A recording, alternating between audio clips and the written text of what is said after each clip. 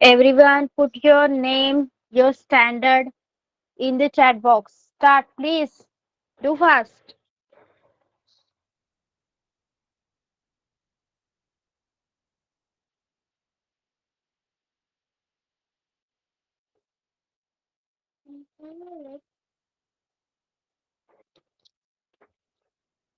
Okay, everyone will put the present in the chat box. I will start with standard fifth.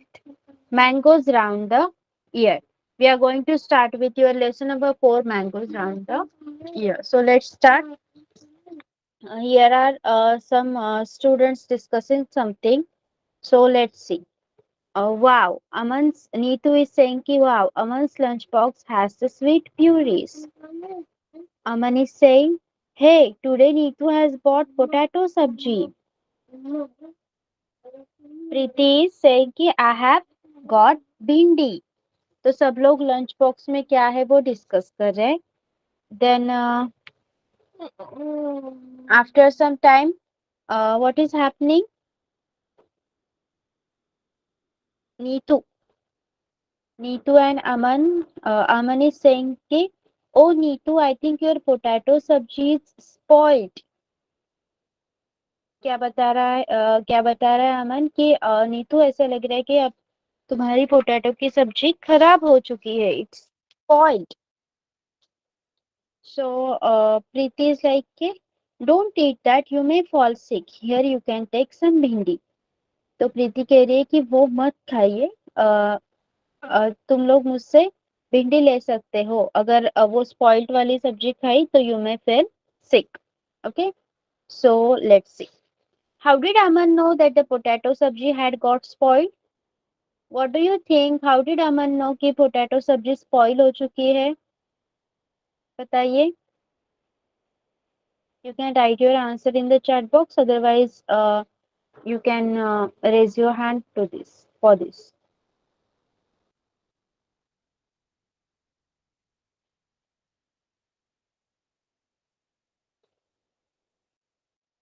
Yes, tell me. How did Aman know that the potato sabji had got spoiled? Potato sabji खराब हो चुकी है. कैसे पता चला? It is dried. No. Mic off करना है. Manish. Manish Verma. Put off your mic.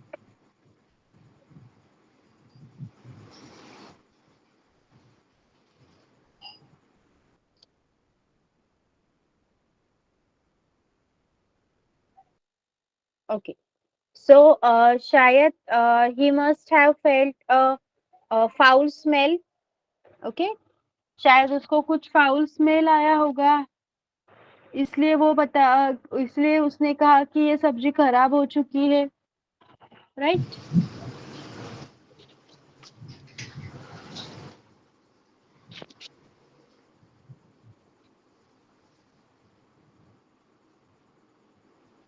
Have you ever seen some food that has got spoiled? How did you know that it was spoiled? आपने कभी देखा है कुछ खाना खराब हो जो कि खराब हो चुका है? Have you ever seen? Yes. तो कैसे पता चला आपको कि ये अभी खाने लायक नहीं बचा है, ये खराब हो चुका है? How did you got to know that?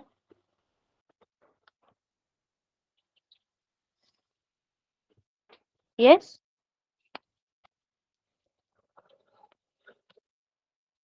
It was having some insects. Okay. Smell. Okay, fine. Good. Yeah. Preeti told Neetu not to eat the potato sabji. What would have happened if she had eaten it? प्रीति ने कहा नीतू को कि ये potato सब्जी मत खाओ. अगर नीतू ने वो खाई होती तो क्या हुआ होता? बताइए.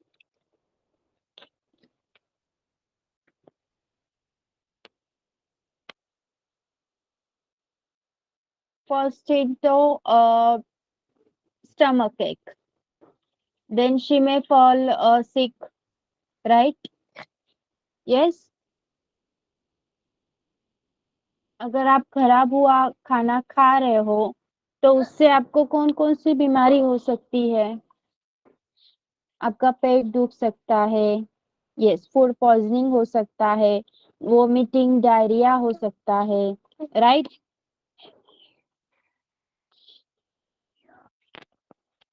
Look in your kitchen and write down names of food items that can get spoiled in 2 to 3 days. बताइए मुझे, अगर आप किचन में देख रहे हो तो कौन सी चीजें 2 to 3 डेज में स्पॉइल्ड होने लगती है? मैंगो। और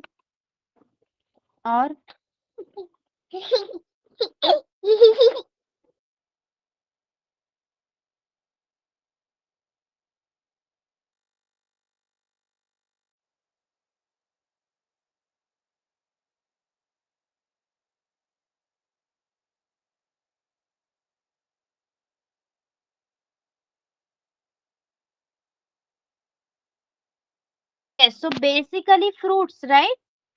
Basically fruits. Yes. Okay. And can be kept for a week. एक वीक तक आप उन चीजों को रख सकते हो? नहीं, आई एम आस्किंग कि कौन सी चीजें आप एक वीक तक रख सकते हो? Chips, your potatoes, onions, right? देख, उनको अच्छे से स्टोर किया जाए तो वो 1 मंथ तक भी रह सकते हैं, would not spoil till 1 month.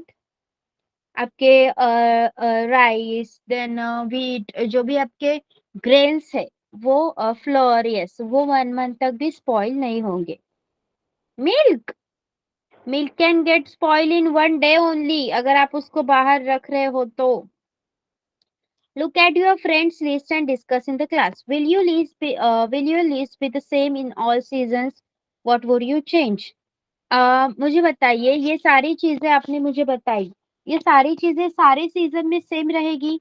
जो भी खाना गर्मियों में जल्दी से खराब हो जाता है वो सर्दी में थोड़ी ज्यादा दिनों तक टिकता है, right? Yes.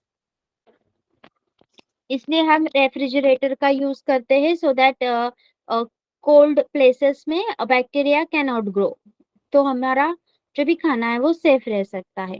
When food gets spoiled in your house, what do you do with it? अगर खाना आपके घर में खराब हो रहा है तो आप उसके साथ क्या करोगे?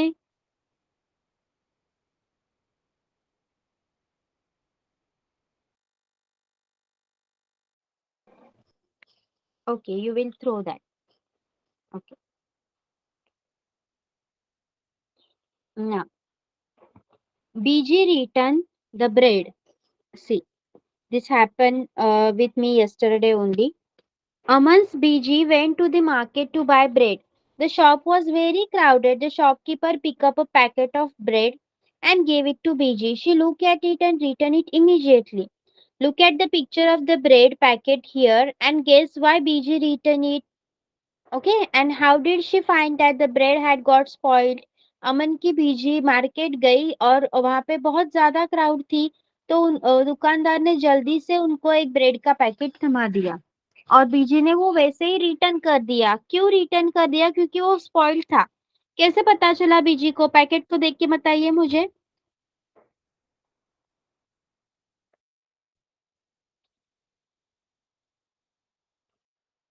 Yes, she must have seen the expiry date also, लेकिन एक्सपायरी डेट देखने से पहले ही उसे पता चला, क्योंकि यू कैन सी दिस कि उस पे कुछ ग्रीन एंड ब्लैक सर्कल दिख रहे हैं आपको ब्रेड पे।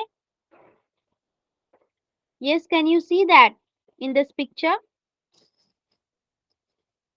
Yes, okay, that is fungus grown on the same, yes, that is fungus, fungus grow हो चुकी है वहां पे, इसलिए वो वैसे दिख रहा है and it is totally spoiled.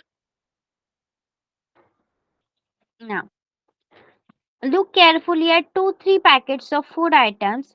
What can we know from what is written on the packet? When you buy anything from the market, what do you look for on the packet? हम जो भी packet food लेते हैं हमें क्या देखना चाहिए उस पे?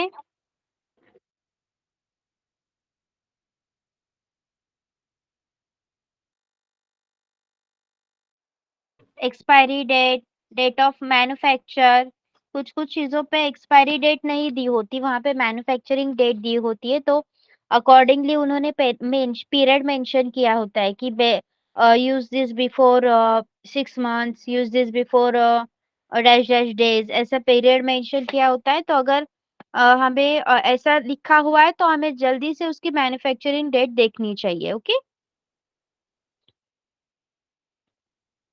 How does food get spoiled?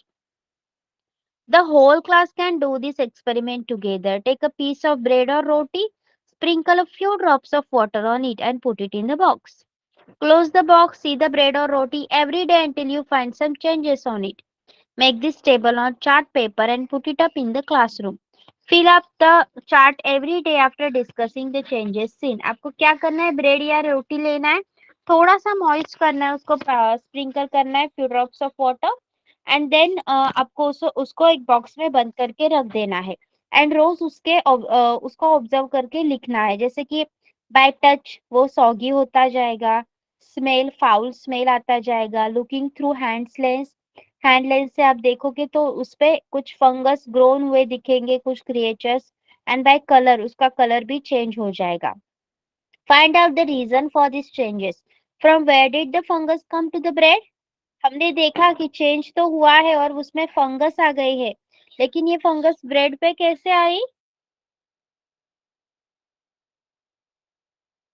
Yes, from the environment. Actually what happens कि ये जो फंगस होती है वो स्पोर के फॉर्म में हमारे एनवायरनमेंट में प्रेजेंट रहती है, लेकिन अगर उसे फेवरेबल कंडीशन मिले जैसे कि मॉइस्चर मिले, देन खाने के लिए उसको ब्रेड और रोटी तो हमने ऑलरेडी दे दी है, तो वो हम उसको अगर फेवरेबल कंडीशंस दे रहे हैं तो वो जल्दी से वहां पे ग्रो होना शुरू कर देती है. Okay, understood till here?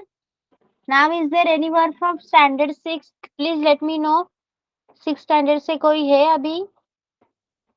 Hand raise कीजिए 6 स्टैंडर्ड से कोई है तो. Okay, so fifth and seventh students are there, na? So we will continue with fifth, then seventh. Now, different kinds of food items spoil due to different reasons. Some food spoil soon, some stay good for long. List some season and condition in which food spoil quickly. तो बहुत सारे food items होते हैं जो अलग-अलग चीज़ों की वजह से, अलग-अलग रीज़न की वजह से स्पॉइल होते हैं। ओके, तो जैसे कि एक कुछ कंडीशन में कुछ फूड आइटम्स स्पॉइल होते हैं, तो उसी कंडीशन में कुछ फूड आइटम्स स्पॉइल नहीं होते. तो कौन-कौन सी ऐसी कंडीशंस होती है? लाइक मोस्टली तो समर सीजन में our food get spoiled very easily, right? Because वो फेवरेबल कंडीशंस देता है माइक्रो ऑर्गेनिजम्स की ग्रोथ के लिए. ये माइक्रो ऑर्गेनिज्म फ्रिज में जब हम लोअर टेम्परेचर पे कुछ चीज़ों को रखते हैं तो वहाँ पे वो ग्रो नहीं कर पाते. लेकिन एज़ यू हैव सेड कि वो हमारे एनवायरनमेंट पे सारी जगह प्रेज़ेंट है. तो they can enter our food and that food को अगर फेवरेबल कंडीशंस भी मिल रहा है उनको ग्रो करने के लिए तो वो उसमें ग्रो हो जाएँगे और हमारे सारे खाने को खराब कर देंगे. Okay? In which season you can see fungus growing all over? In which season?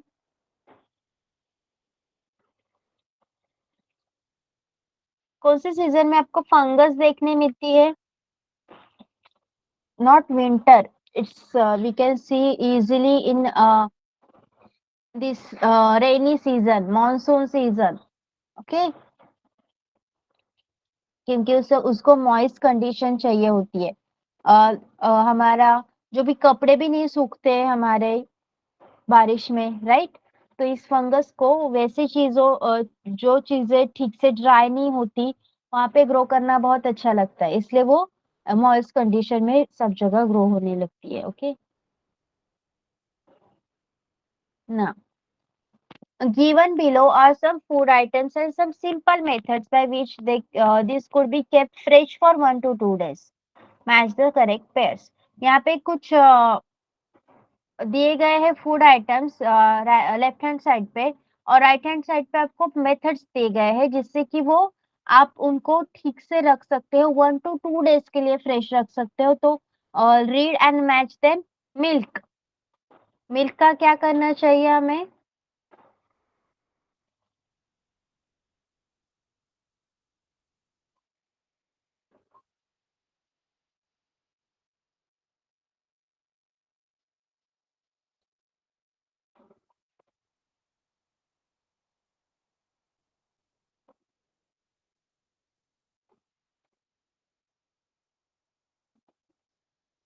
Yes,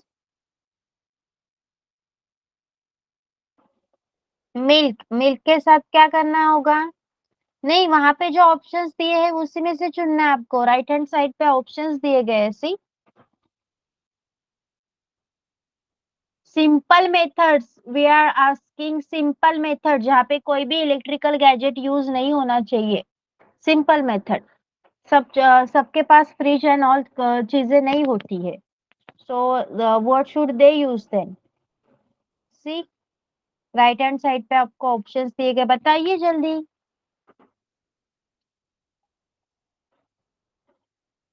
boil it, yes, boil it. Cooked rice, cooked rice, tell me the number, number बताइए मुझे, 1 2 3 4।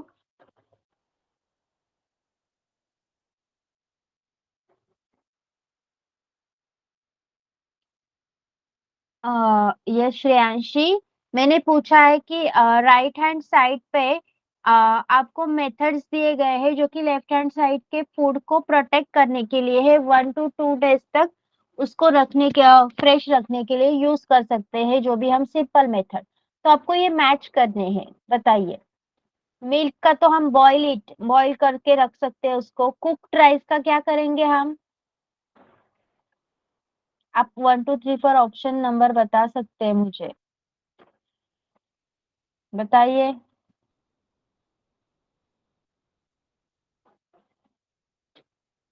कुक्ड राइस, मिल्क का boil है, cook rice को कैसे boil करोगे? Boil करना, हम liquid को बॉईल कर सकते हैं सिर्फ। सेकेंड, अगर उसको डैम क्लॉथ क्लॉथ में रैप किया हुआ खाएंगे आप rice? How could you, read कर रहे हो ना आप? डैम क्लॉथ में रैप करने से उसमें फंगस ग्रो हो सकती है, और cooked rice is actually already a moist thing. You should put it in a bowl and keep the bowl in container with some water. Now third is green coriander, धनिया। धनिया को कैसे fresh रखोगे?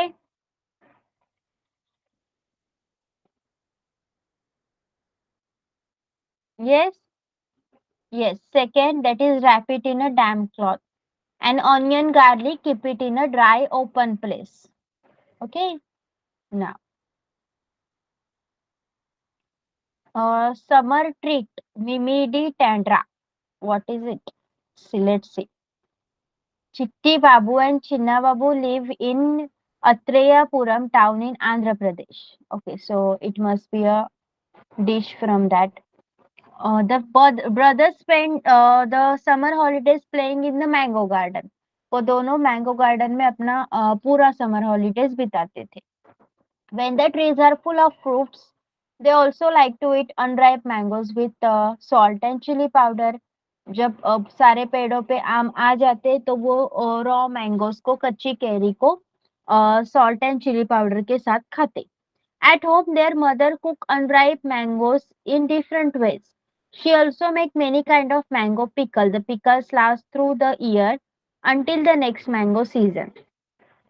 तो उनकी मम्मी जो भी कच्ची कैरियाँ थी उनसे अचार बनाती थी जो कि पूरे साल तक रहता था।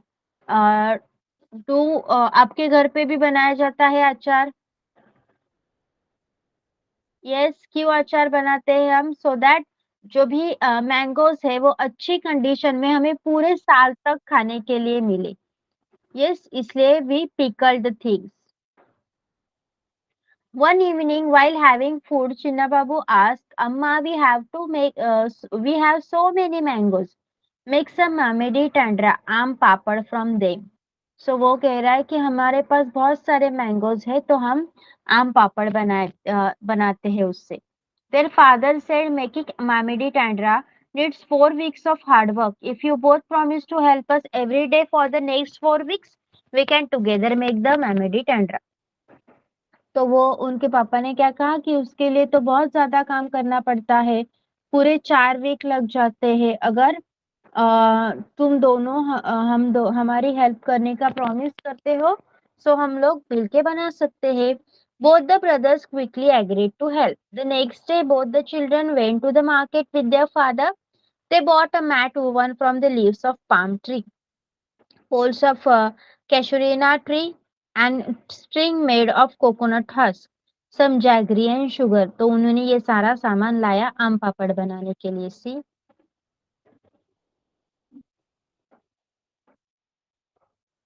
यहाँ पे उन्होंने वो सारा यूज किया है टू मेक द आम पापड़।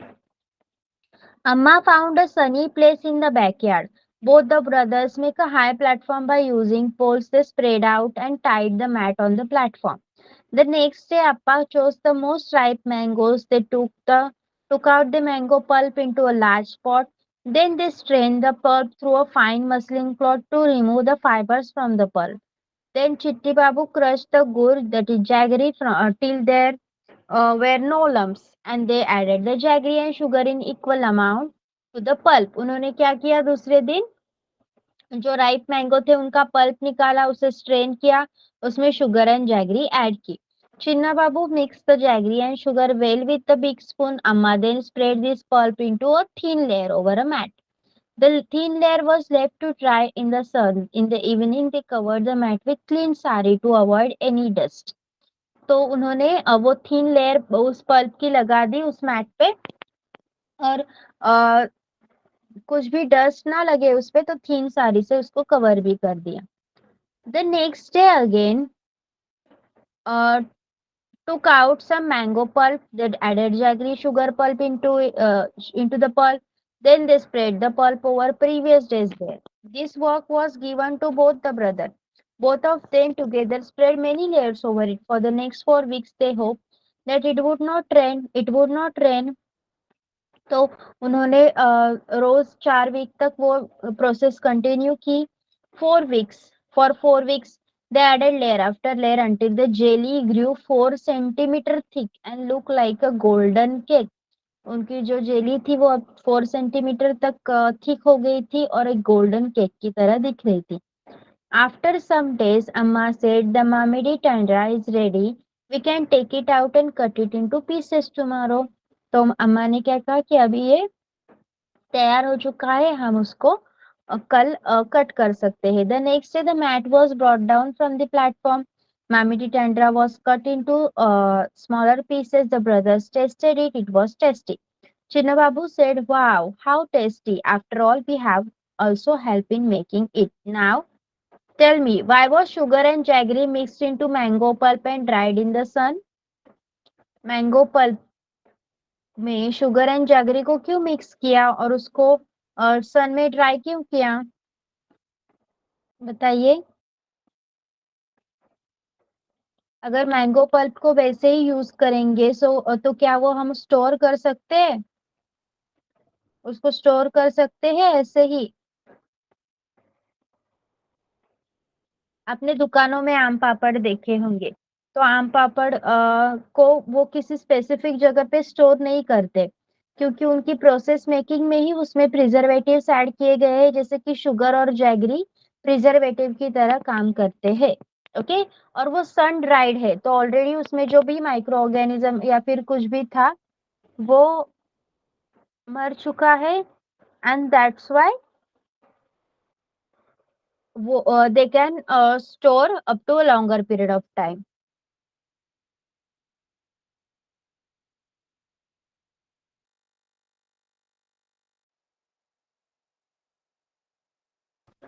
Okay, why did Appa first choose the most ripe mangoes to be used for making the Mamidi Tandra? अप्पा ने सबसे पका हुआ आम क्यों चूज किया, बताइए। What do you think?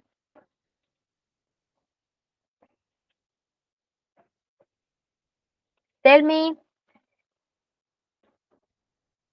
He must have thought कि वो हमें पहले यूज करना चाहिए, अदरवाइज वो वेस्ट हो सकता है.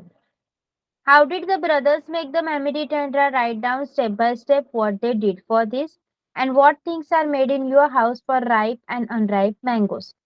These two questions you have to write in your notebook now. Step by step बताइए कि उन ब्रदर्स ने कैसे मेमोरी टेंडरा आम पापड़ बनाए एंड आपके घर पे राइप एंड अनराइप मैंगोस के साथ क्या क्या चीजें बनाई जाती है. You should write down in your notebook. Okay. Standard fifth. Understood everything whatever we have done? Yes. Fifth standard. Daksh. Then I don't remember the other's name. Armandi. Yes, you both have understood? Okay. So write down those two answers in your notebook. You can take a screenshot of this page. Now let's move to the standard 7. As no student is there from standard 6 today, so we will start directly with standard 7.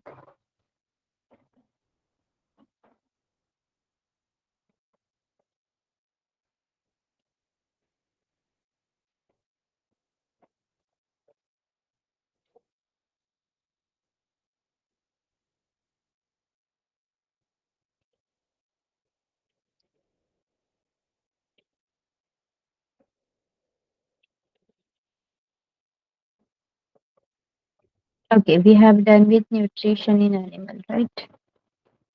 Your lesson number 3.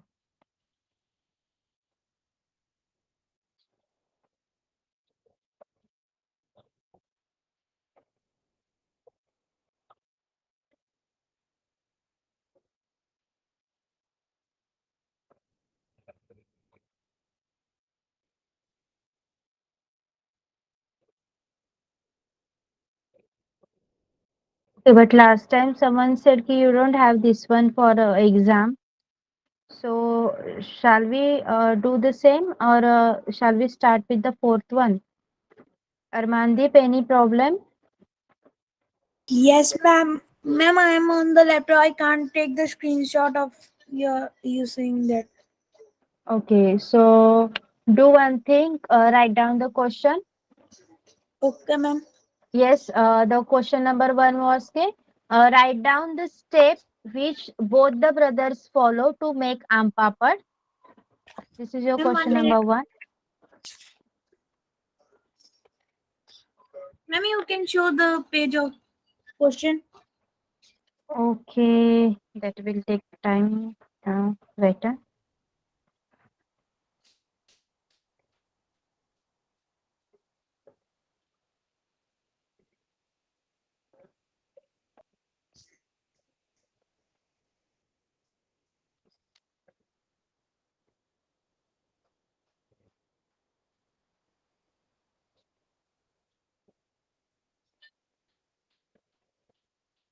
Okay, write down.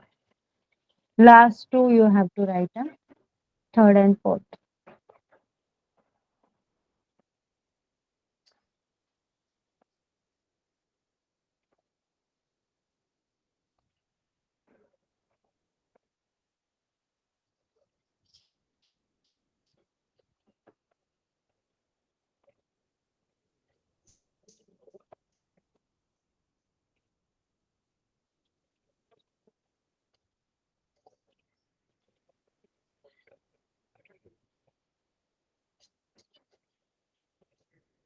Done? No, ma'am, 1 minute. Okay, okay. Take your time.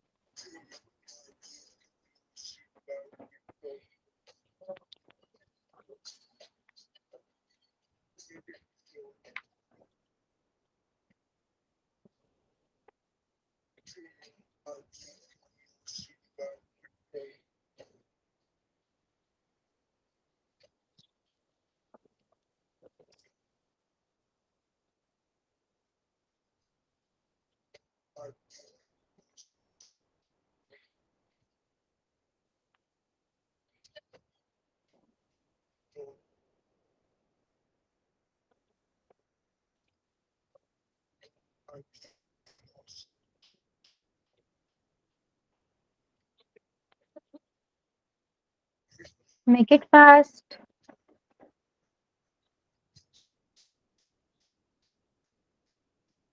I'm done. Okay. Seventh standard. We will start with your lesson number 3. Thank you, ma'am. Okay, it's okay. Please put off your mic.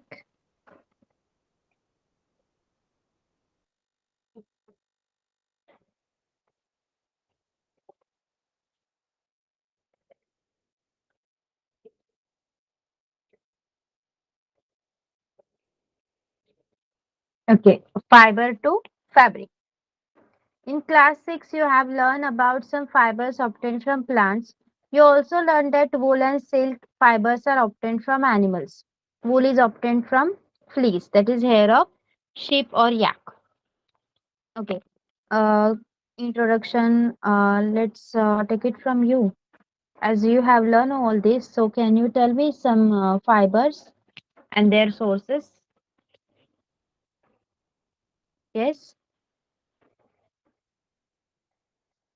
Plant sources बताइए मुझे. Saanvi, Mrinmayi, then Deepika.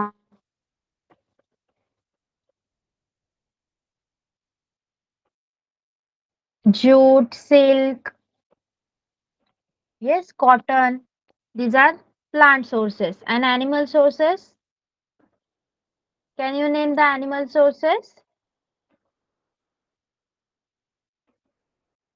No, I'm not asking about food, beta. I'm asking fibers.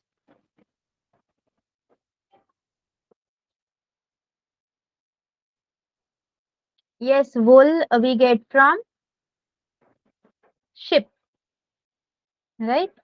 And silkworm gives us silk. Yes, these are the animal sources. So, do you know which part of sheep's body else fiber? Are you aware how these fibers are converted into the woolen yarn that we buy from market to knit sweaters? Do you have any idea how silk fibers are made into silks, which is woven into saris? So ये सारे questions के answer अभी इस chapter में हम देखने वाले हैं. हमने हमेशा पढ़ा है कि शिप हमें वूल देती है, उस वूल के हम स्वेटर बनाते हैं और विंटर में पहनते हैं, जो हमें प्रोटेक्ट करता है इन सारे ठंड जो भी ठंड लगती है उससे प्रोटेक्ट करता है. लेकिन क्यों प्रोटेक्ट कर सकता है वो because it has some properties. Okay. Then silk जो भी सिल्क साड़ियाँ इतनी महंगी आती है, वो क्यों इतनी महंगी आती है? क्योंकि सिल्क वर्म से सिल्क बनाने की जो प्रोसेस है वो बहुत ज्यादा कॉम्प्लेक्स कॉम्प्लेक्स प्रोसेस होती है एंड इसकी वजह से ये सारी चीजें महंगी आती है. तो इन सारों के बारे में आज हम इंफॉर्मेशन लेने वाले हैं. Animal fibres, wool and silk. Basically आप इस लेसन में एनिमल फाइबर्स पढ़ोगे तो देखिए फर्स्ट है wool. Wool comes from sheep, goat, yak and some other animals. तो सिर्फ शिप से नहीं मिलता है, गोट, याक एंड कुछ अदर एनिमल से, जैसे कि एक लामा नाम का एनिमल होता है उससे भी मिलता है. Okay. Now the wool yielding animal bear hair on their body. Do you know why these animals have thick coat of hair? बताइए. Any idea? कि yes. So बताइए anyone कि ये जो एनिमल्स है हमें वूल देने वाले, इनकी बॉडी पे इतने एकदम डेंस हेयर्स क्यों होते हैं? बताइए. जो भी हेयर है उनकी बॉडी पे वो एकदम थिक क्यों होते हैं, एकदम डेंस कवर क्यों होता है उनकी बॉडी पे हेयर का?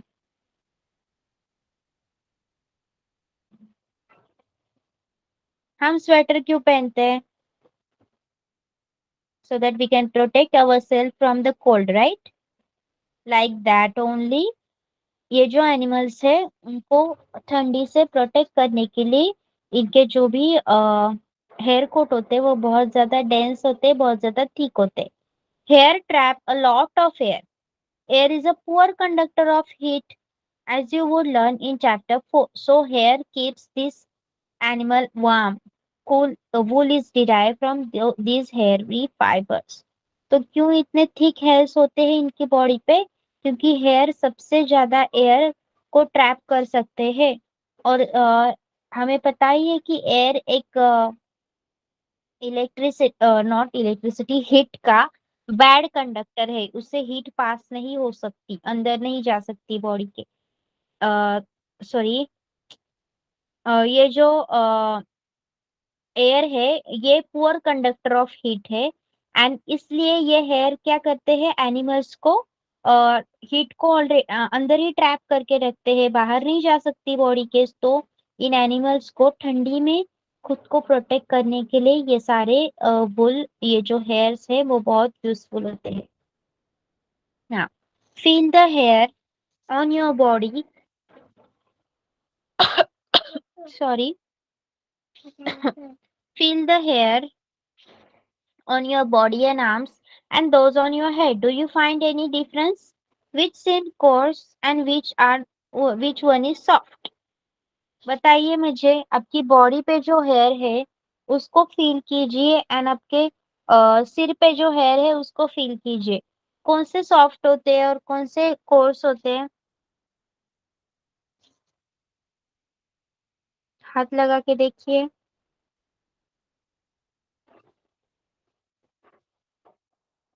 बोलो.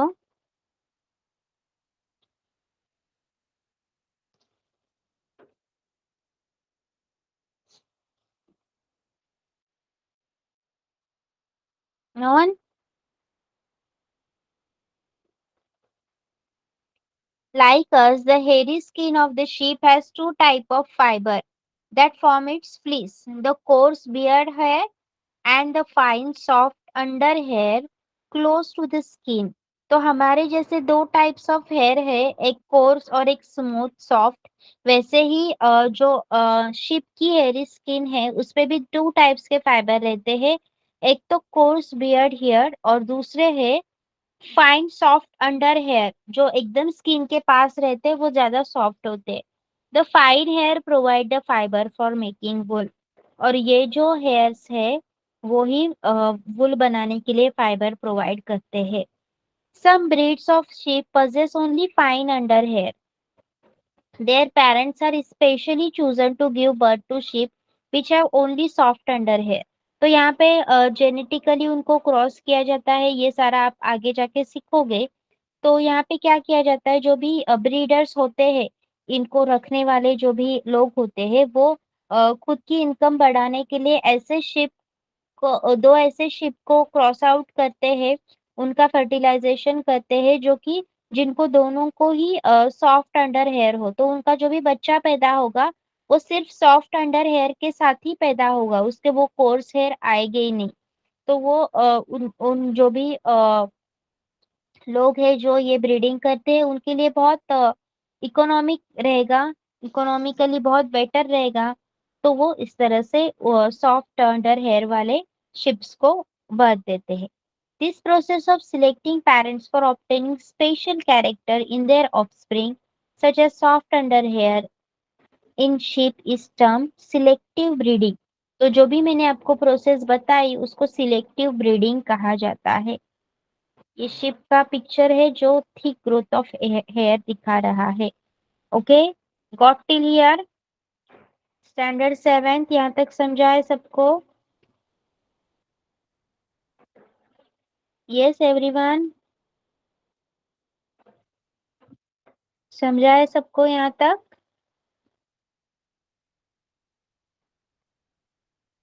Okay. Animals that yield wool. So कौन से एनिमल से हमें वुल मिलता है?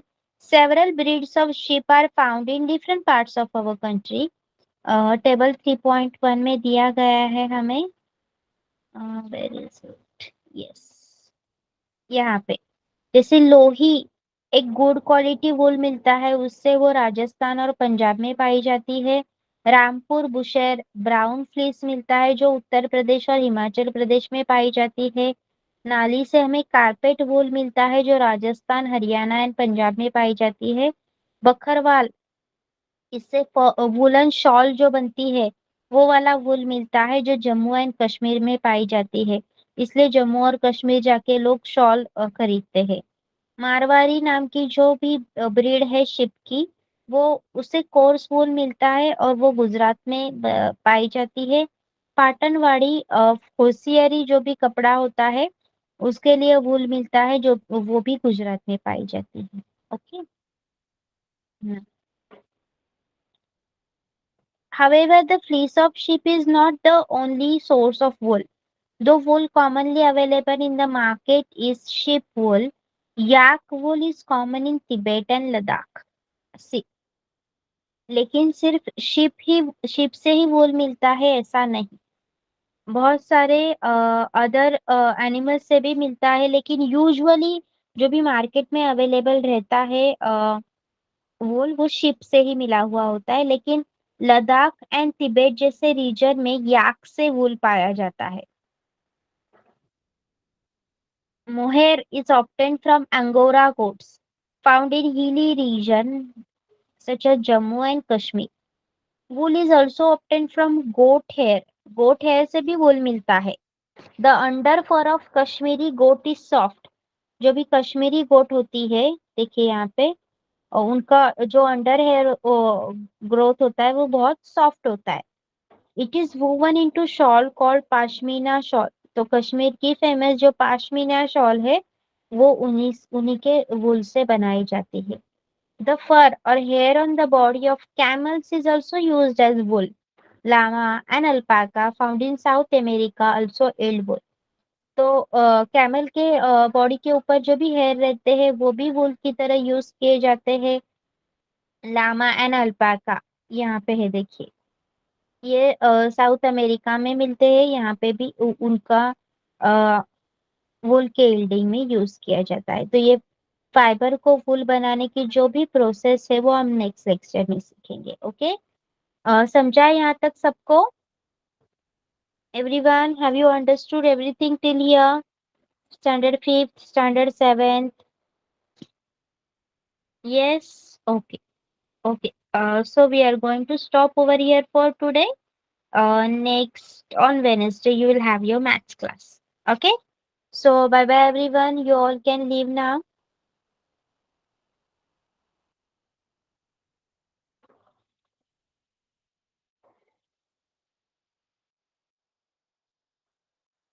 Bye.